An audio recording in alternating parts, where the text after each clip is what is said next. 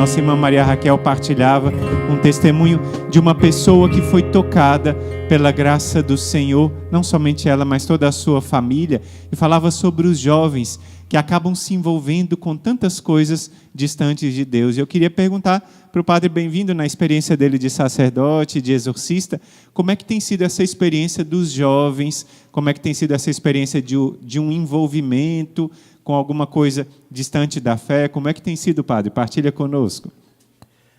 A experiência que a gente tem vivido e acompanhado é uma experiência de que a nossa juventude ela está muito fragilizada espiritualmente, fragilizada psicologicamente, mas aqui no Exército de São Miguel nós temos uma grande graça porque o Senhor tem levantado famílias de oração e famílias santas. Porque o sacramento do matrimônio, e quero aqui citar o catecismo, é um sacramento de serviço. Nós partilhávamos até hoje, agora à tarde. O sacramento da ordem, já estamos entrando no Domingo do Bom Pastor, e o sacramento do matrimônio é um sacramento de serviço ao amor. Felizmente nós fomos habituados a morar em família e com pessoas, e esquecemos que mais do que viver juntos, é necessário viver para o outro. Isso é muito importante. E quando eu digo isso, quero dizer em relação ao pai e à mãe, porque muitas famílias pensam que é suficiente só colocar o pão de cada dia sobre a mesa, dar a educação acadêmica a seus filhos, mas não tem a percepção espiritual, até mesmo afetiva e psicológica, do diálogo, da escuta, de ver o que os nossos jovens estão vendo nas redes sociais. Muitos jovens estão trancados nos seus quartos, mas eles não estão sozinhos. Eles estão ligados em redes. Eles estão conectados. Uns certamente estão no estudo, ali na leitura, nas amizades. Outros podem estar em ambientes, inclusive, de ocultismo e seita satânica. E eles vão enfraquecendo interiormente. Eles vão entrando em contato uns com os outros e vão...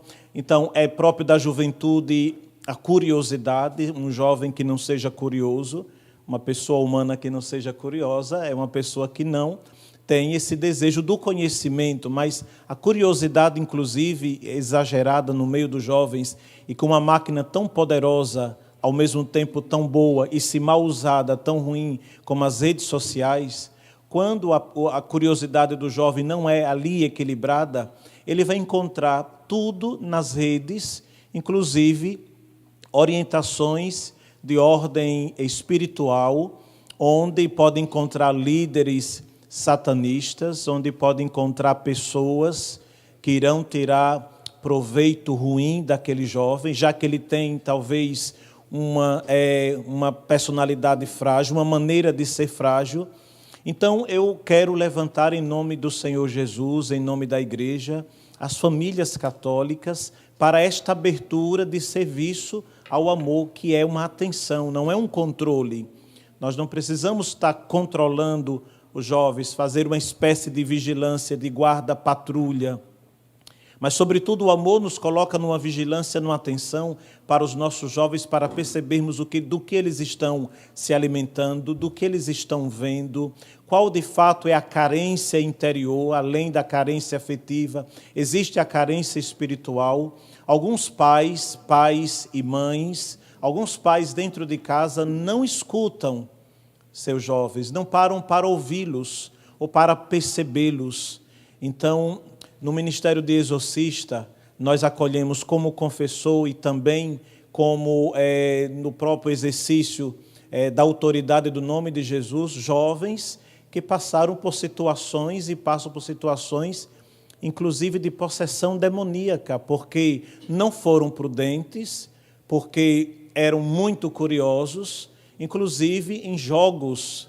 Existe o tabuleiro famoso, nós falamos até hoje, a tábua de Ouija, o tabuleiro de Ouija, que tem que consultar, tem que fazer uma pergunta, né, a um espírito, se por acaso há um espírito próximo que responda a tais perguntas. Isso é uma janela e uma porta aberta, inclusive, para possessões demoníacas, porque o inimigo de Deus, ele entra numa pessoa, numa casa, num ambiente, quando ele recebe a autorização, quando ele recebe o convite. E para o inimigo, não importa que você esteja inconsciente, ou que você não tenha o total conhecimento do que você está fazendo. A ele precisa simplesmente ser invocado, ser consultado, para que ali, naquela roda de amigos, de jovens, ele tenha acesso.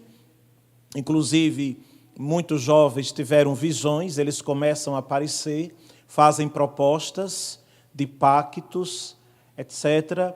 E depois que o barco está andado, precisa de um processo, de uma intervenção mais poderosa da graça de Deus através da Santa Igreja Católica. A Igreja é mãe, a Igreja é misericordiosa e a Igreja cria, por amor à humanidade, o ministério, que é um ministério de bênção, o ministério do exorcista, para acolher esses jovens. Muitos jovens nos procuram, pedindo justamente ajuda, né? Jovens com pesadelos terríveis, jovens que não conseguem dormir, jovens que perdem o apetite facilmente, jovens que não conseguem se relacionar com outras pessoas e assim por diante. Então o ministério vai nessa escuta, nessa imposição de mãos e nessa oração. Mas aqui eu quero levantar os pais para fazer muita atenção. Você também é ministro da graça de Deus na sua casa.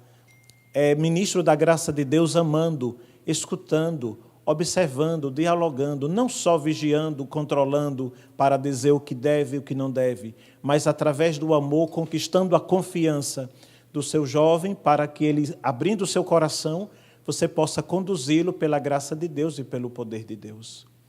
Isso é muito importante que o padre vai contando para a gente, porque a gente vai percebendo que os jovens estão expostos e, às vezes, falta justamente esse acolhimento, essa conversa, esse momento de partilha que o padre estava contando, esse momento dos pais escutarem, dá muita preocupação para as coisas exteriores, que são importantes, claro, a educação, as condições boas de saúde, tudo, mas a parte do acolhimento e da escuta é muito importante. Eu queria aproveitar também e perguntar para o padre Bem-vindo, como é que um pai ou algum irmão, alguma pessoa próxima de um jovem, ou mesmo de um adulto, pode perceber que está alguma coisa caminhando errado?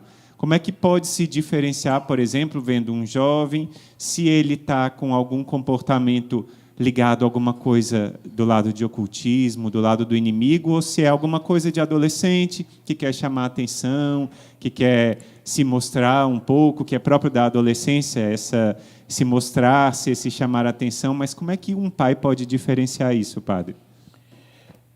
Para usar o discernimento, aqui é importante observar o turno de sono. Os jovens que começam a se envolver, eles geralmente não dormem mais à noite e começam a dormir muito durante o dia. Isso é preciso observar, porque à noite ele pode estar ligado nas redes sociais, nestas pesquisas, nestes grupos, inclusive de pessoas que oferecem, inclusive, o ocultismo.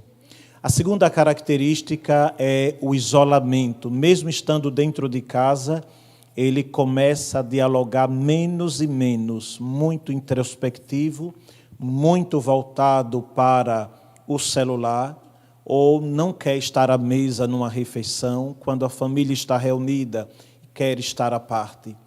Um outro sintoma é se a família tem vida de oração, rezar o texto, por exemplo, juntos, estes jovens fazem de tudo para não querer rezar, eles não querem pronunciar a oração, eles não querem pronunciar nenhuma fórmula litúrgica, perdem, inclusive, o desejo e o prazer de ir na Santa Missa.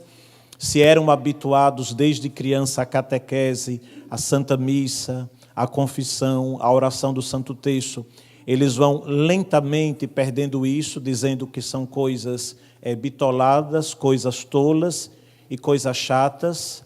Depois, se caso eles estão sendo doutrinados por um líder satanista ou ocultista, esses líderes vão colocar uma espécie de conscientização nesses jovens, de maneira terrível de bloquear que ele dialogue com o pai, com a mãe, com um professor, com um sacerdote, pois estes líderes se colocam como o Salvador, o Messias, entre aspas, o orientador da vida dele.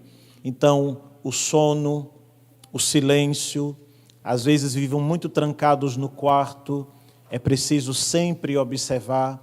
Então, eles não se abrem muito. Então, esses sintomas, eles são bem simples e bem práticos para observar. A família deve sempre orar, a família deve sempre amar, e a família também, quando eu digo família, sobretudo o pai e a mãe, deve também usar da autoridade, porque acontece muito, irmãos, quando o filho, o jovem ou a jovem, pode ser uma moça, um rapaz, não importa, quando eles estão isolados, a tendência da mãe ou do pai é irritar-se, fragilizar-se, chorar muito ou discutir. Não, Deus quer te dar a você sabedoria, quer te dar a você unção, quer te dar a você poder para de fato salvar sua casa.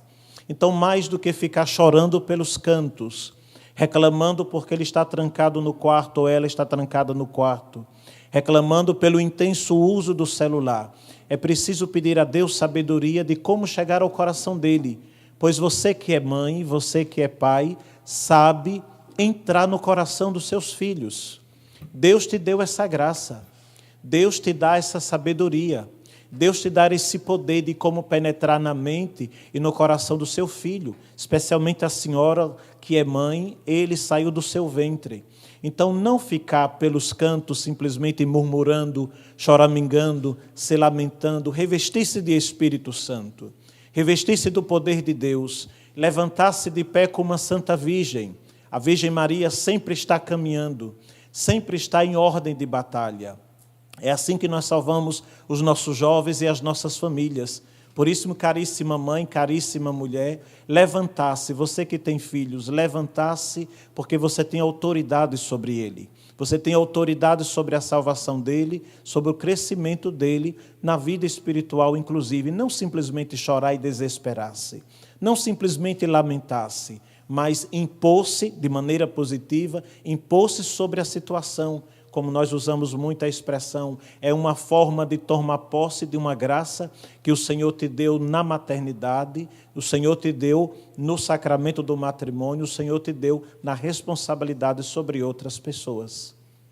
Isso, então, é um recado para os pais, um recado muito importante que os pais recebem do padre para terem atenção e, ao mesmo tempo, usarem da autoridade. Uma autoridade que não é um autoritarismo, mas uma autoridade que parte da fonte da autoridade que é do próprio Deus. Você, mãe, você, pai, tem essa missão de ser aquela pessoa que leva os seus filhos mais para perto de Deus.